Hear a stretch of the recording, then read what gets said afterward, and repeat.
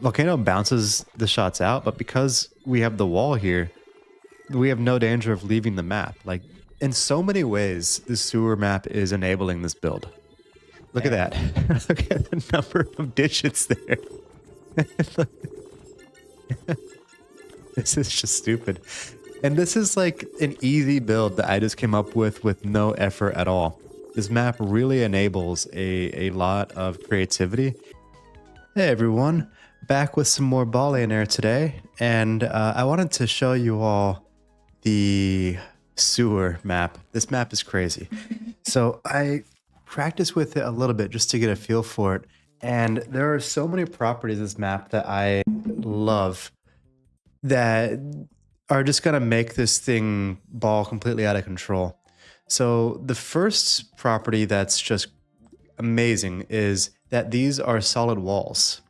So that means no more balls just falling off the side of the map. And I've had plenty of builds where the main issue was balls falling off the side of the map.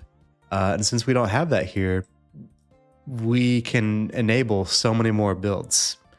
But on top of that, we have these two sections that are completely independent from each other. Like, well, maybe not completely independent. So, for example, this butterfly here will go up through this tube and out one of these, and the ball that drops from here, which is a sewer grate, will eventually fall down one of these and come down there, right? I think, yeah, the butterfly does work that way. Yeah, but otherwise, these are independent, meaning what I mean there, I mean that if we prevent balls from ever going down these tubes, then they'll never appear on that side, and vice versa. So if you think about some of the builds we've done before, I could do sort of the like double refrigerator kiln into fireball with the rebirth book combo over here, and do whatever I like on this side, and they would be guaranteed not to touch each other. Although that's a bad example because the spell of rebirth would eventually interact with the other side as well. But that's actually the sort of thing I want to explore today a little bit. Is I just want to get a very, very easy infinite combo down that would either be difficult or impossible on, let's say, the pyramid. And so what I was thinking was, this is like the first or second infinite combo idea I ever had, but I just couldn't get it to work well on the pyramid because there was always a danger of falling off the side. That was really the only issue. Was I wanted a teleporter where when you hit the bottom, you go back up to the top, and then by the time you reach the bottom again, either this is recharged or we have a refrigerator somewhere in the equation, right? And so you just keep going back up and back up and back up forever. I've tried this on the pyramid many times, and every combo either involved, like, we ended up falling off, or we had to come up with an infinite combo within that took up too much space. So we needed an infinite combo to make power that took up too much space or involved the spell of rebirth. So we never actually got to see this happen. As far as I recall, I've never gotten this to work to satisfaction. But now we can. And I actually have a pretty fun way to do this. And that is, I'm going to use... Well, I'm going to put fridges here, right, to recharge stuff. And I'm going to recharge the fridges with some outlets. Okay. And the way I'm going to charge all this is on the right-hand side, I'm just going to sort of go ham with a bunch of kilns and a bunch of outlets and some fireballs. So let's go ahead and get this started with a fireball here. And I'm putting it off center for a reason that will become clear in a second. But basically, I want some rows of outlets that will eventually, every time a kiln next to one of these outlets hits any outlet, it charges every outlet, which charges some fridge next to it. So those fridges will be really, really powered. Okay. And so I want to do something like this. This is not really optimal. But I want something like this, and this is going to be overkill. Like, these fridges are going to have thousands of charge on them in pretty short order, I believe. So just kilns to fill in the rest of that space. Okay, so imagine what's going to happen here. The fireball is going to come down. It's going to hit some kiln, right? And that kiln will then power every outlet around it, right? Because when any outlet would gain a charge, so sorry, the kiln, every adjacent limited trigger, so every outlet gains a charge. When any outlet would gain a charge, all outlets instead give a charge to a random adjacent. So this guy gets powered.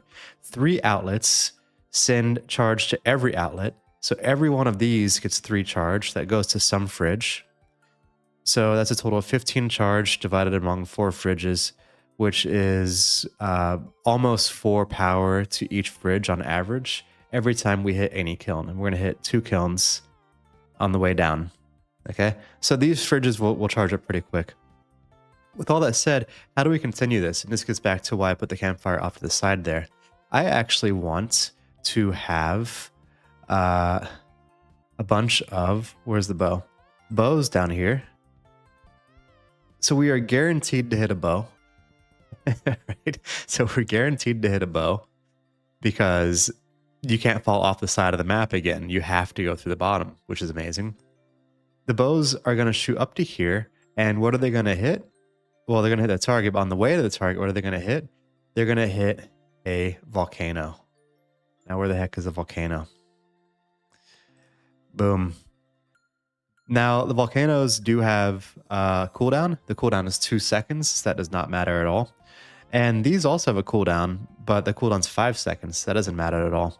So the first fireball is going to come down, hit some kilns. The kilns will refresh because they have a fridge next to them, and they'll also charge the fridge. So the fridge will never go out because every time a kiln is hit, it would take a fridge charge. It will then charge up the fridge on its own, but also due to all the outlets around it, these fridges will get charged up like like really, really fast.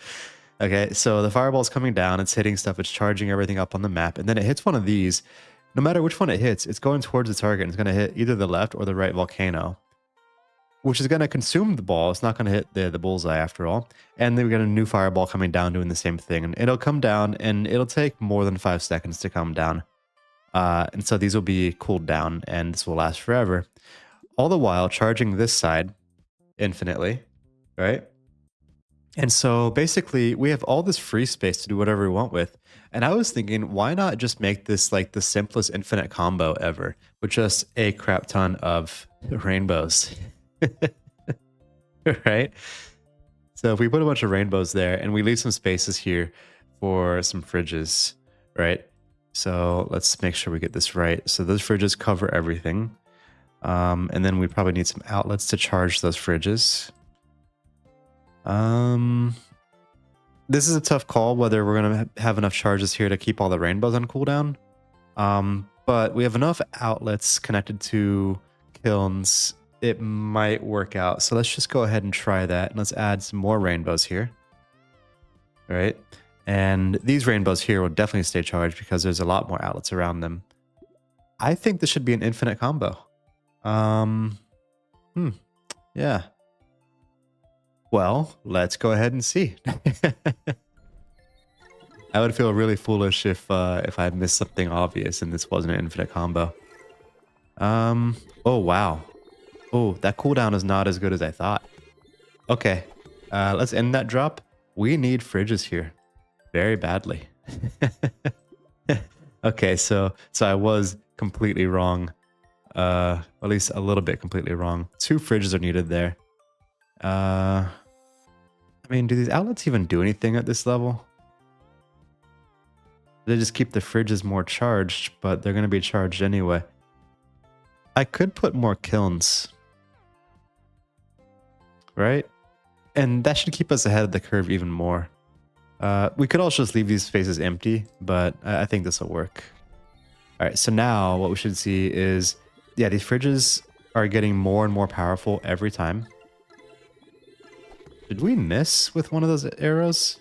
And it came down and hit another one of these bows? Wow, that's concerning. How did that happen? I need to watch more carefully. Okay, it went through there. I think I need... Yeah. I'm going to end this drop just because I want it to be actually infinite. I think it was infinite enough and it was going to work. But I just want to make sure that those stray arrows, if they're a bit too far to the left, they still hit something. In fact, let's even, this is a little bit ridiculous. I apologize because it's going to make this look a lot dumber. I think now we're sort of guaranteed we have to hit one of these. Like, there's no way to like miss this one on the right and then also miss this one on the left, right? Because the arrow would have to be going not in a straight arc. So that should work, and we just need a campfire there to make the thing work. And again, we see the volcano bounces these guys out. There's a problem because we don't need fridges, we're good. Volcano bounces the shots out, but because we have the wall here, we have no danger of leaving the map. Like, in so many ways, the sewer map is enabling this build. And I'm only gushing over the right-hand side, but on the left-hand side, we're just picking up so many rainbows on this ball that it is already gaining, what, like $1 billion and then $4 billion, 8, 16. Like, we are doubling the amount of money gained several times each time we drop the ball, right? And so if I were to, I don't know, like 4x this, we would just see the number of digits here go up by like a few every second. In fact, let's go ahead and try that real quick. Look at that. Look at the number of digits there. This is just stupid. And this is like an easy build that I just came up with no effort at all. This map really enables a lot of creativity, and it gets rid of some of the most difficult aspects of playing on the other maps. Specifically, like, the other maps have a lot of loss of control because you can't control balls staying on the map. And you may try as hard as you want and surround the whole map with bouncers that try to bounce you back in, or with things that absorb a ball and then drop a ball and so on. And really, no matter what you do, unless you like surround the whole thing in water mills like I did with that one butterfly episode, it's pretty hard to, at least without great expense, to keep the balls inside the map. And so you have to keep account for that, and you have to take either the right powers, like the ones that are like every time a ball goes off the map upwards, then you gain a fish ball for everything it's carrying. You know, you have to like come up with ways to negate the fact that you cannot keep the balls in the map. And here, if you think about it, like, why are we on the left-hand side getting so much money? Because it's literally the same ball, right? That's sort of the point. On the right-hand side, it's not technically the same ball, but it is technically always one ball, right? Which is amazing. So we have this infinite combo going on the right-hand side with only one ball at a time, and it's not using the Book of Rebirth. That is something we were only able to accomplish with the butterfly and the watermills, I believe. Yeah, I think that's actually true.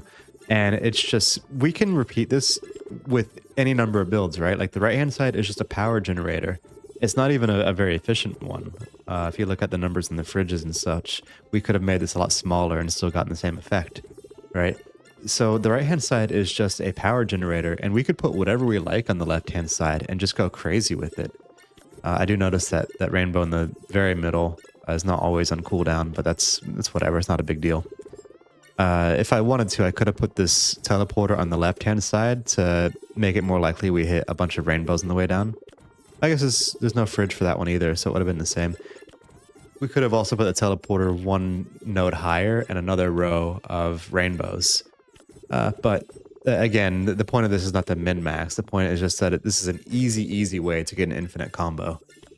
So I think we could do the same combo on the right and then just have whatever we want on the left and sort of just explore things. Like, okay, one idea that occurs to me is, are these two tracks actually independent from each other? And what I mean is, we don't have anything able to bounce from the left to the right, but what if I put a dart trap? I wonder, can a dart trap actually cause... Because what a dart trap does is when you hit it, arrows fly in from either side of the screen, right? So a dart trap over here might cause arrows to fly in from the left side of the screen into the left, I don't know, vestibule? I don't even know that those are real words. And vice versa. A dart trap over here might bring a dart in from the right. I'd have to check that, but that seems like a reasonable thing. That might be one of the only ways the left and right hand side actually communicate with each other, besides actually going through the tunnels, which we are not using here. Ooh, I should be careful though. These volcanoes launch the balls up, and either through sheer luck or through the fact that the gravity is not up, probably the gravity, but they are not coming up through here and screwing us up. That's good, because that would have sucked. To ruin his build because of an oversight like that we didn't actually need in the first place, right? Because we could have just put these volcanoes a bit lower and skipped a row of kilns and outlets. So anyway, this is like a 0 effort, or like on a scale of 100, right? This is like a 5 or a 6 in terms of effort to get an infinite combo. There are probably so many new builds that are unlocked by this map, and like my mind is sort of racing and filled with excitement because I thought once I figured out the pyramid map and cracked it wide open, and then did what I could on the danger wheel but didn't really develop much tech for it, that I had sort of like dried up and had no more good ideas for this game. But now I feel like there are a lot of builds that can be made interesting here, especially consider that some of the new items seem to be food related. And I don't know if many of you have been following for a while, but I have been really wanting to come up with a build that uses food in a non-trivial way to either make or take advantage of an infinite combo. Now, the real issue there has always been that when a food item is completely used up, I forget now how the exact thing works, but either when it's completely used up, it stays on the map with 0 charges and doesn't go away, so you can't refill it, or you can't use a chef's pan more than once, or there is some reason why maybe you can't eat a given cooked food item more than once per wave, or there is some reason why you couldn't just have an infinite number of triggers being created and destroyed within a single wave. And I'm interested to see if anything in the new patch changes that, because that would be a very cool way to have infinite combos, especially with like the toke upgrade, which makes everything start with 2 food items, and all the new food related either triggers or what are they called? Upgrades, relics, whatever. So that's an idea. We can have an infinite combo on the right that sort of just makes the power so that on the left we can manage to get some sort of food combo going.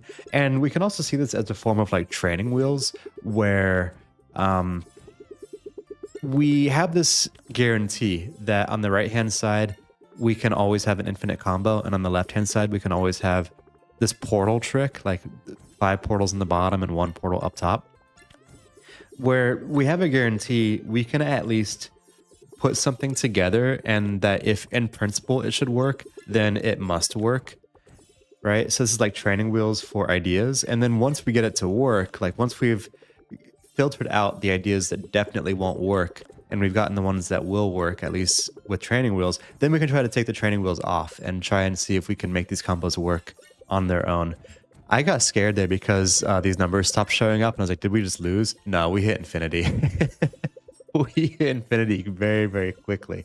And as you can guess, this is just going to go on forever and ever and ever. So there's no real reason to keep it going.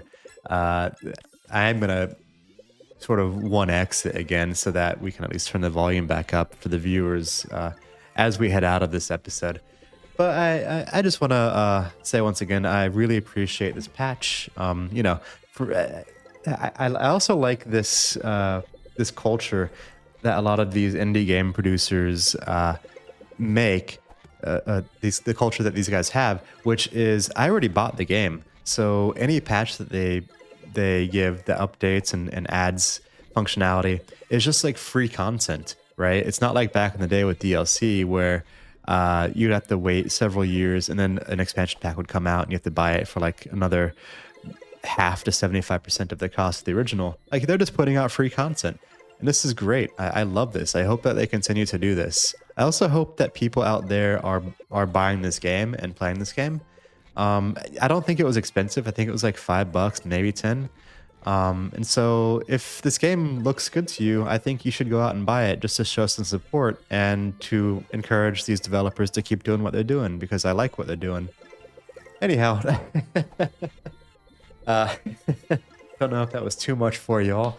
If you have stuck around to the end, I want to thank you very much for doing so. That alone helps this channel a ton. If you want to help the channel more, feel free to like this video, comment on it. I will read and respond to all comments, at least for the time being, because I have so few, and it always makes my day to see one. So comment, subscribe, like, and just watching the videos, it obviously just helps a ton. So thank you very much if you've done any or all of those things, and I will see you in the next one. Bye.